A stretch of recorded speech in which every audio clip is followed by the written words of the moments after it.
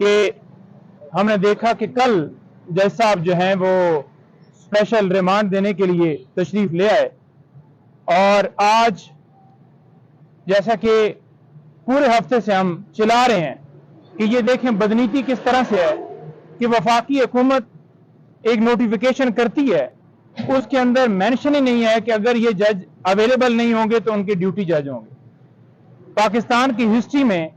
हमने अपनी वकालत की हिस्ट्री में कभी ऐसा नहीं देखा कि एक अदालत मौजूद ना हो तो मुतबादल के तौर पर कोई ड्यूटी जज अवेलेबल ना हो। तो ये सिर्फ और सिर्फ स्पेशल जो ट्रीट किया जा रहा है इमरान खान साहब के साथ किया जा रहा है, ये हिस्ट्री सिर्फ उनके साथ बनाई जा रही है। इंसाफ का ये कत्ल है कि किसी बंदे को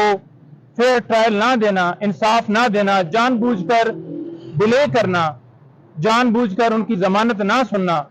और खान साहब को एक झूठे